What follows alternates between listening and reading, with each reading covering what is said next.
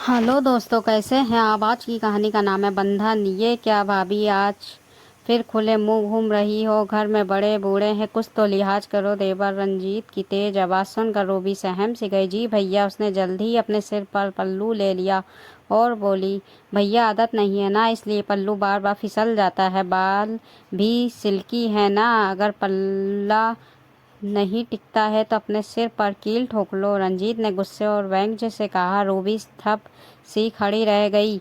वह एक आधुनिक एवं स्वतंत्र विचारधारा वाले परिवार में पड़ी बड़ी थी। उसने कभी अपने घर में ऐसा देखा ही नहीं था, पर फिर भी नई नई शादी होने के कारण वो सब रीति रिवाज निभाई जा रही थी। रूबी की शादी को कुछ ही दिन हुए थे। वो अभी घर में सभी को समझने की कोशिश कर रही थी।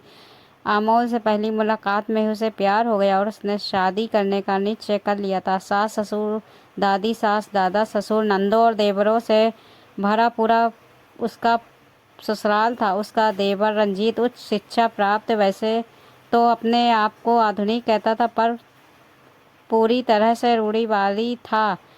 ये हर बात पर रूबी को टोकता था। कभी कपड़ों पर ठीक से प्रेस नहीं किए, तो कभी रोटी गोल नहीं बनाई, कभी सब्जी में मसाले की शिकायत, तो कभी कुछ। हर बात में मीन मेक निकालने में जैसे उसे मज़ा आता था।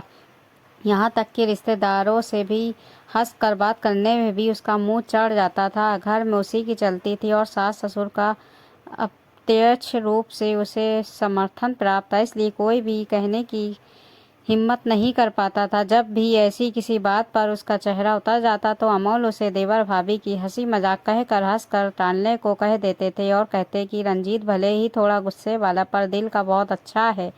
दादा दादी रूबी से बहुत प्यार करते थे, पर वो भी अपने इस बिगड़ैल पोते से दुखी रहते थे। वो चाहकर भी रूबी का पक्ष नहीं ले पाते थे, पर आज तो रंजीत के इस वाक्य ने सारी हदें ही पार कर दी थी।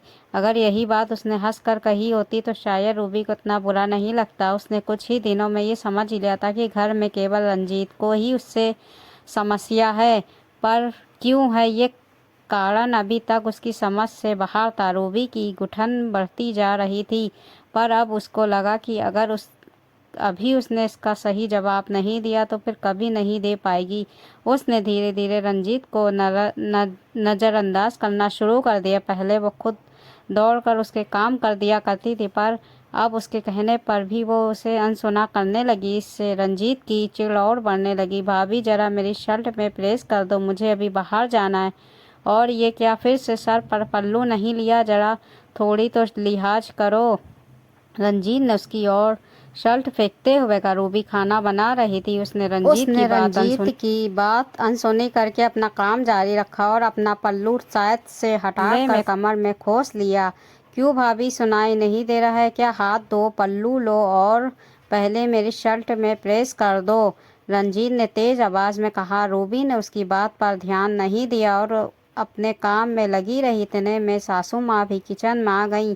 बहरी हो गई हो क्या? कब से कह रहा हूँ, सुनाई नहीं दे रहा है तुम्हें? रंजीत गुस्से से चिल्लाया। ये क्या हो रहा है रंजीत, किस बात पर चिल्ला रहे और किस पर?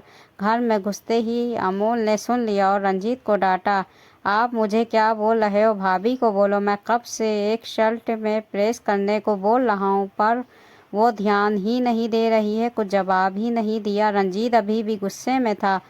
क्यों, तुम अपनी शर्ट में खुद नहीं प्रेस कर सकते हो? वो भी काम कर रही है ना। और रूबी, कम से कम तुम्हें जवाब तो देना चाहिए, अमोल बोले।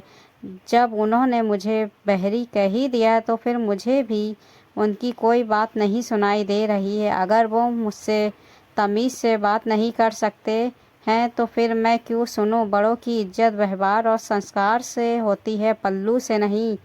उनकी ये दादागिरी अब मुझ पर नहीं चलेगी।